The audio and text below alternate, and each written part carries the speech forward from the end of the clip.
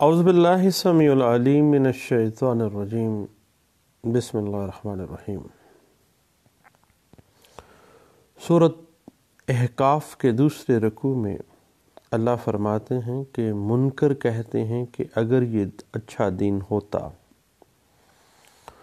تو پہلے معزز لوگ اسے اختیار کرتے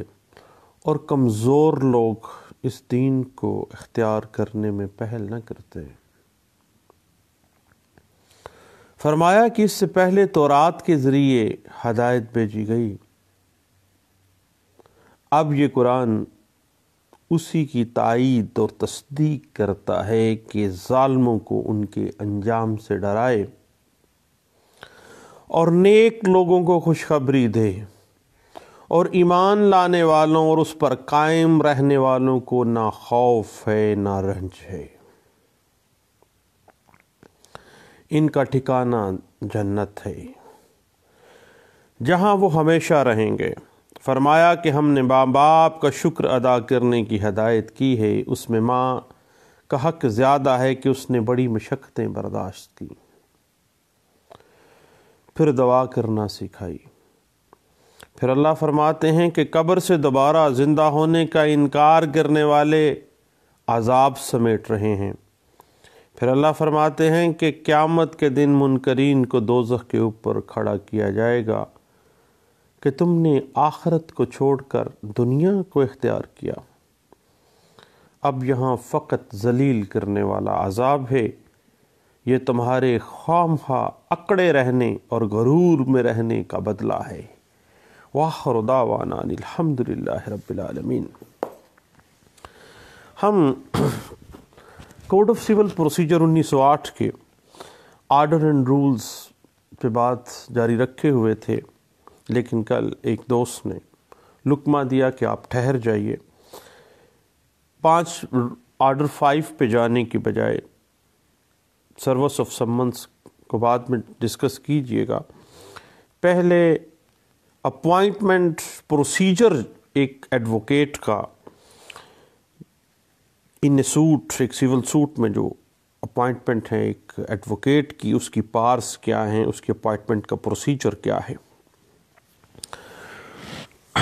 اس کو آرڈر 3 رول 4 کے تناظر میں پراپرلی تھوڑا سا انٹرپریٹ کریں، پھر آگے جائیں گے۔ تو میں خوش ہوا کم از کم کوئی لوگ ایسے بھی ہیں جو کم از کم میرے اس کاوش کو سنتے بھی ہیں۔ اس سے پہلے آپ کو پتہ ہے کہ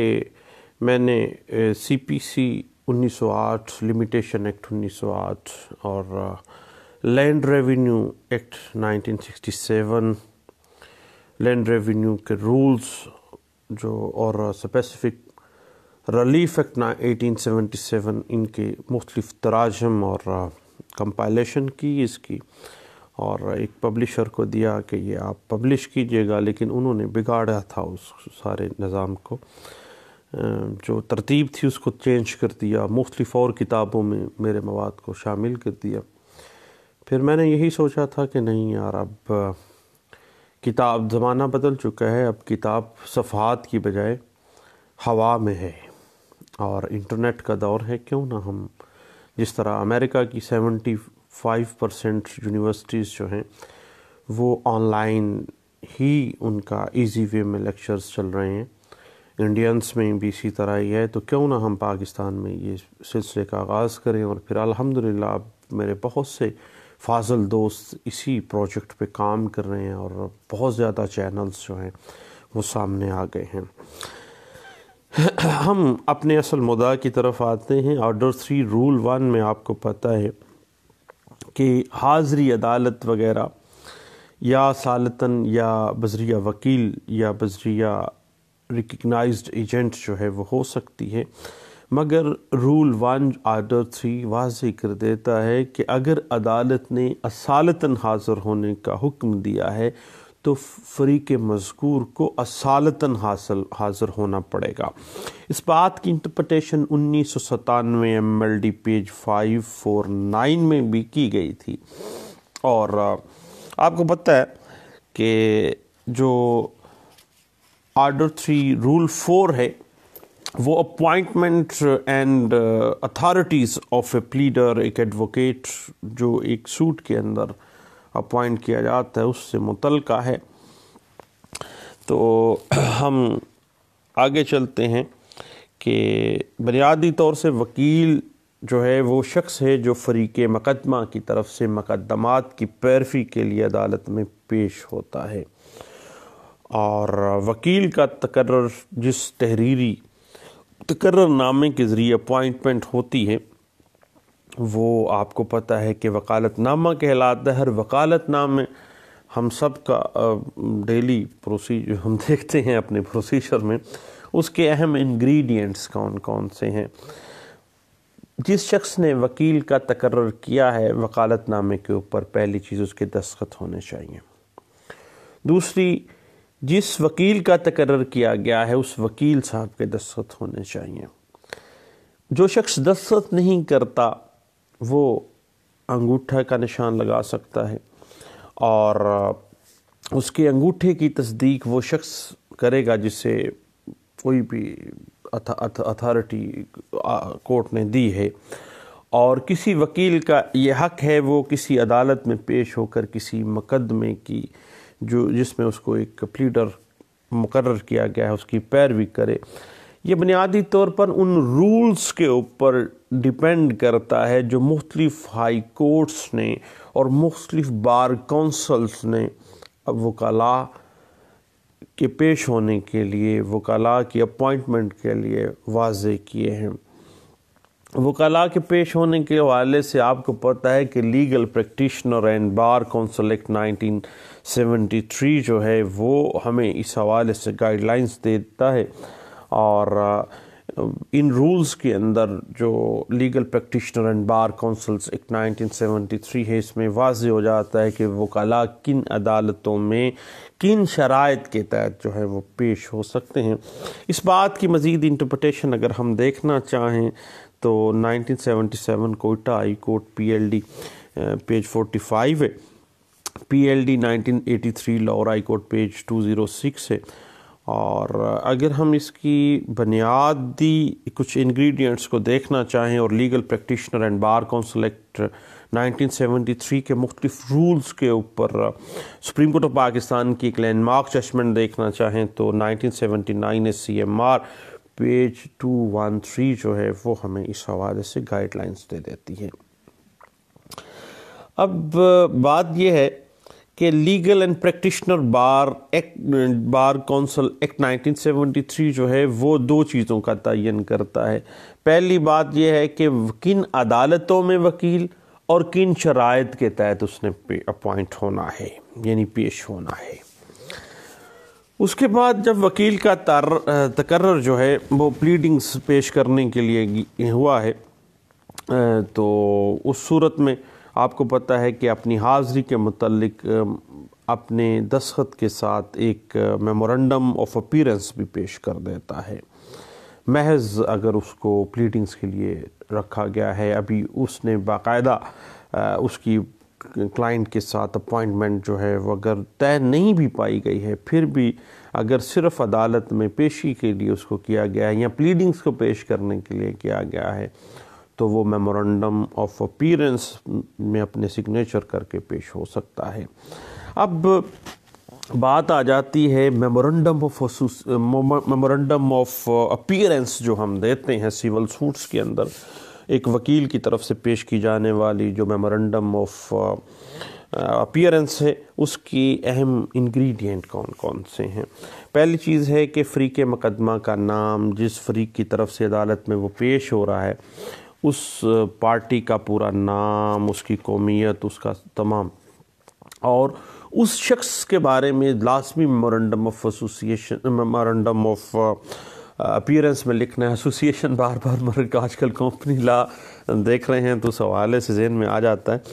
تو میمورنڈم آف اپیرنس میں جس شخص نے اس وکیل صاحب کو عدالت میں پیش ہونے کے اختیار دیا ہے اس کا مکمل نام لکھنا ہوگا۔ اور اس حوالے سے اگر آپ مزید دیکھنا چاہیں تو PLD 1983 Lahore high court page 206 میں اور 1990 MLD پیج 1261 میں بھی اس کو ڈسکس کیا گیا، اور 1980 CLC پیج 1932 اور PLJ 1984 supreme court of Azad Jammu and Kashmir کا فیصلہ اور پیج 54 میں بھی اس بات کو ڈسکس کیا گیا تھا۔ اس کے بعد اسی بات کو PLD 1990 سپریم کورٹ پیج 800 میں بھی اسی بات کو ڈسکس کیا گیا تھا۔ اگر اسی چیز کی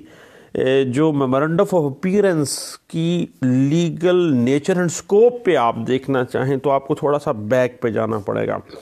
ہمیں 90s کی آغاز میں انگریز دور میں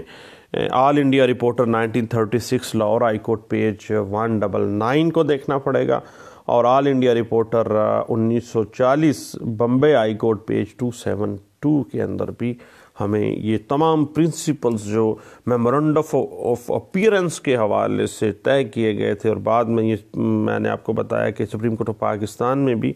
اس حوالے سے 1979 SCMR پیج 213 میں، اور PLD 1990 سپریم کورٹ پیج 800 میں بھی اسی بات کو ڈسکس کیا گیا تھا۔ اس کے بعد آپ کو پتہ ہے کہ جب کسی وکیل کا تقرر کسی مکمل سوٹ کے لیے کیا گیا ہے اور وہ کسی دوسرے وکیل کو اس مقدمے میں پلیڈنگز کو پیش کرنے کے لیے مقرر کر سکتا ہے، اور اس حوالے سے اگر ہم دیکھیں تو نہ ہی دوسرے وکیل کو پیش کرنے کے حوالے سے اس کو کسی قسم کی کوئی وکالت نامے نئے کی ضرورت پڑتی ہے، اور نہ ہی کسی قسم کی کوئی میمورنڈم آف اپیئرنس کی اس کو ضرورت پڑتی ہے، کیونکہ آرڈر 3 کا رول 5 جو ہے ایک وکیل اپنے اختیارات جو ہے کسی دوسرے وکیل کو منتقل کر دیتا ہے، اور ہم بجائے کونسل کا جو کانسیپٹ ہے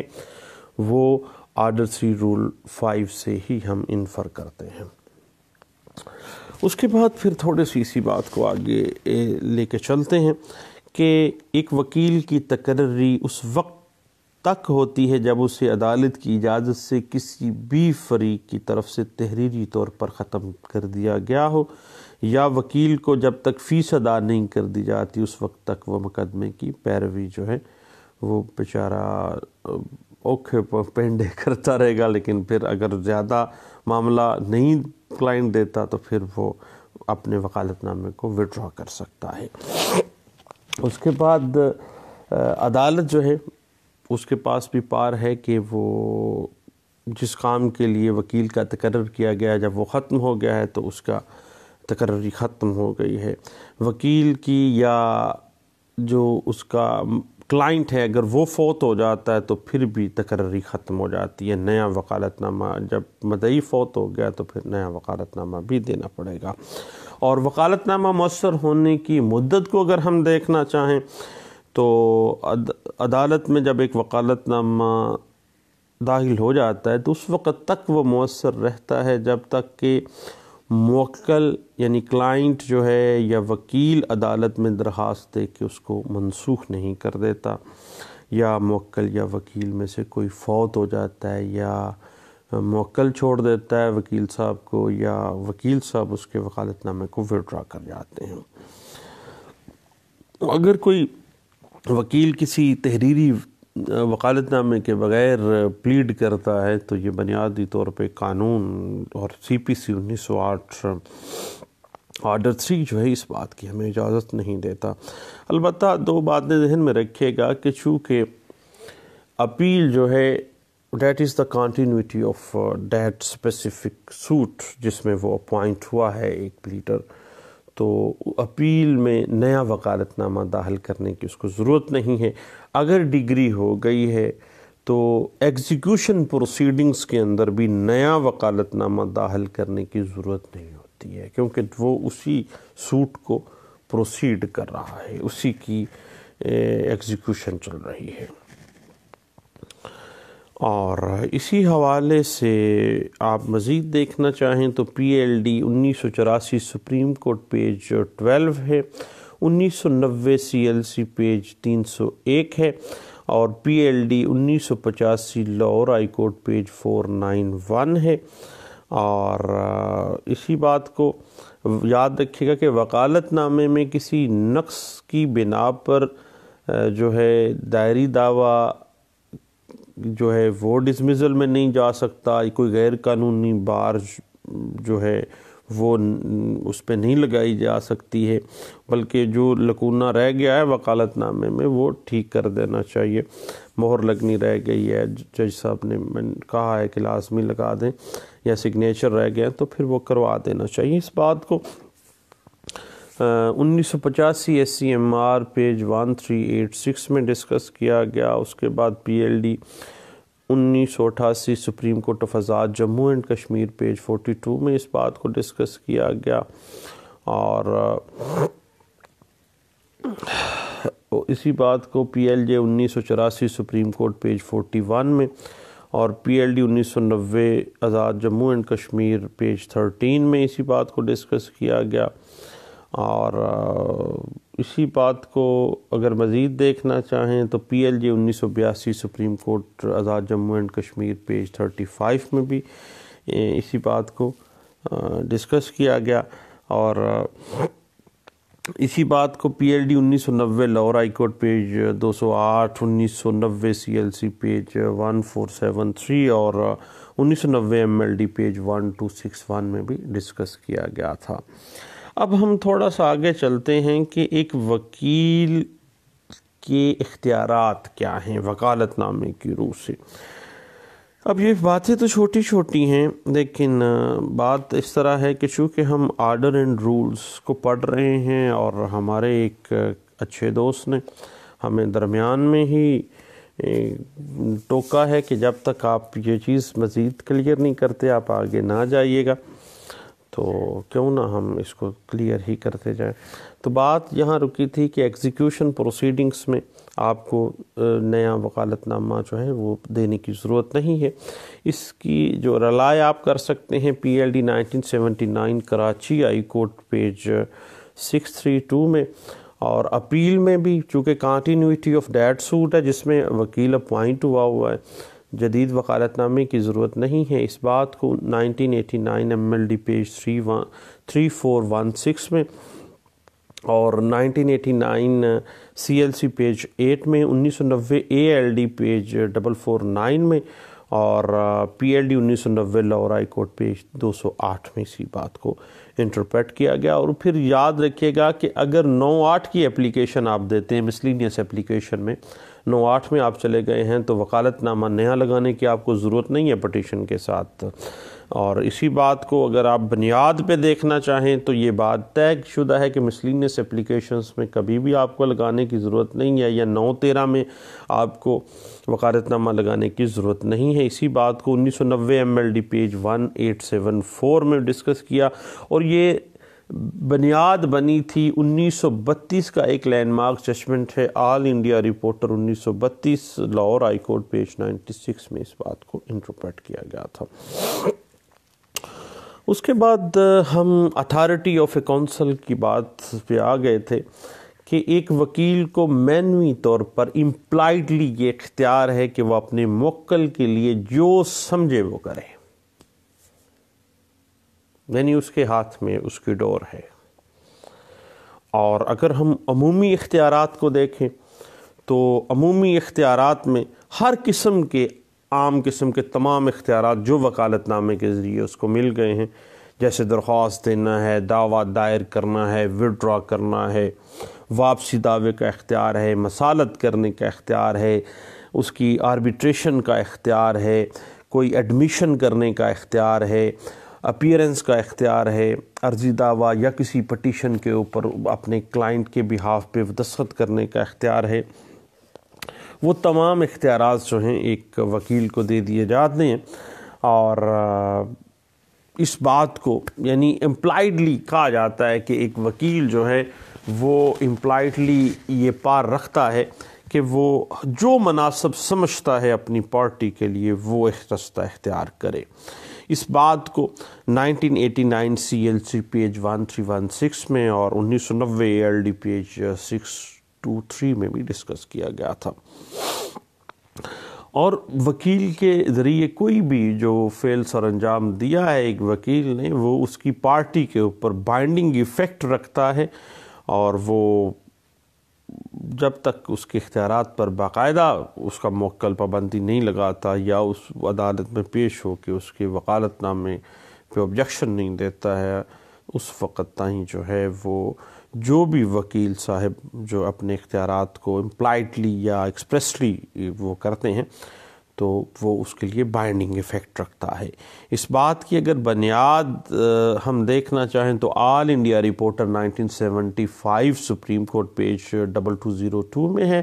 اور 1990 CLC پیج 1473 میں جو ہے وہ اس بات کو انٹرپریٹ کیا گیا۔ بنیادی طور پہ 1920s میں یہ کہا گیا تھا کہ بنیادی طور پر جو کونسل کا کانسیپٹ ہے وہ فریقین کی طرف سے نیک نیتی کے اوپر مبنی اپنے کام سر انجام دینے کے لیے یہ سسٹم بنایا گیا تھا، اور دائرہ اختیار کے اندر رہتے ہوئے اپنا کوئی بھی جو فعل سر انجام دیتا ہے ایک وکیل، وہ اس کی پارٹی کے لیے بائنڈنگ ایفیکٹ رکھتا ہے، اور اس بات کو آل انڈیا رپورٹر 1929 پیج 33 میں ڈسکس کیا گیا۔ اس کے بعد پھر اگر ہم یہ دیکھنا چاہیں کہ جی ہم بجائے کونسل بھی بھجوا سکتے ہیں اپنے بہاف پہ، تو ایک وکیل جو ہے انڈر آرڈر 3 رول 5 جو ہے اپنا اختیار دوسرے وکیل کو بھی منتقل کر سکتا ہے۔ اس حوالے سے all India reporter 1922 Calcutta high court page 515 جو ہے وہ اس کی بنیاد فراہم کرتی ہے، اور یہ بات بعد ازاں بارہا دفعہ جو ہے ریوزٹ کی گئی all India reporter 1932 Lahore high court page 373 میں، اور 1984 CLC پیج 2154 میں بھی اس بات کو ڈسکس کیا تھا۔ اسی طرح ایک وکیل جو ہیں جس طرح سے دوسرے وکیل صاحب کو اپنے اختیارات ڈیلیگیٹ کر دیتے ہیں بجائے کونسل کی طرح، تو اسی طرح وہ اپنے کلرکوں کو بھی جو ہے وہ اپنے اختیارات مثلاً درخواست یا دعویٰ دائری وغیرہ کی جو کچھ محدود پارز جو ہیں وہ ڈیلیگیٹ کر سکتے ہیں۔ اس بات کو all India reporter 1941 Peshawar high court page 1 کے اندر بڑے اچھے انداز سے اسی زمانے میں بھی ڈسکس کیا گیا تھا۔ البتہ یہ کہا گیا تھا کہ کلرک اپنے وکیل کی طرف سے مقدمے کی پیروی کے لیے ڈیلیگیٹ نہیں ہو سکتا، اس کو پار ڈیلیگیٹ وکیل نہیں کر سکتا، کیونکہ وہ اپوائنٹمنٹ تو اسی کے لیے ہوئی ہے، آگے وہ چھوٹے موٹے کاموں کے لیے ایک محدود حد تک تو وہ اس کو بھجوا سکتا ہے، مکمل اس کی جو کسی قسم کی جو پیروی ہے اس کے لیے کلرک پہ انحصار نہیں کر سکتا۔ اس بات کو جو ہے 1984 CLC پیج 3332 میں بھی ڈسکس کیا گیا تھا، اور اسی بات کو اگر مزید آپ دیکھنا چاہیں تو PLD 1979 سپریم کورٹ پیج 47 میں، اور یاد رکھیے گا کہ ایک وکیل جو ہے وہ اپنے کلائنٹ کے بہاف پہ دعوے کو واپس لینے کا مجاز بھی ہے، لیکن شرط ایک ہے کہ اس کی پاور آف اٹرنی جو وکیل صاحب کو دی ہے اس کے اندر یہ باقاعدہ ریٹن جو اتھارٹی ہے وہ اس کو دی گئی ہو، ادروائز وہ نہیں کر سکتا ہے۔ اس بات کو 1989 CLC پیج 310 میں بھی ڈسکس کیا گیا تھا، اور وکیل صاحب کو مصالحت کرنے کے لیے، تنازع کو حل کرنے کے لیے تمام اختیارات حاصل ہیں، اور جو بھی وہ فیصلہ کر لے وہ پارٹی کے لیے بائنڈنگ ایفیکٹ ہوگا۔ اس بات کو 1992 SCMR پیج 876 میں، اور PLD 1982 سپریم کورٹ پیج 313 میں، اور PLD 1992 Lahore high court page 432 میں، اور 1991 CLC پیج 92 میں، اور اس کے علاوہ ایک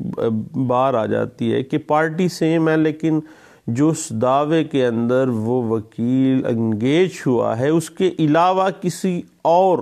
تنازع اگر اسی پارٹی کا ہے تو اس میں وہ قطعی صورت اختیار نہیں رکھتا ہے کہ وہ مصالحت کروائے ان چیزوں کی جس کے لیے وہ وکیل اپوائنٹ نہیں کیا گیا ہے۔ اس حوالے سے 1992 SCMR پیج 876 ہمیں حوالے سے بات کر دیتا ہے،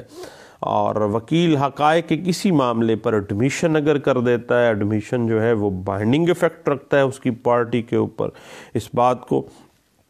1989 MLD پیج 141 جو ہے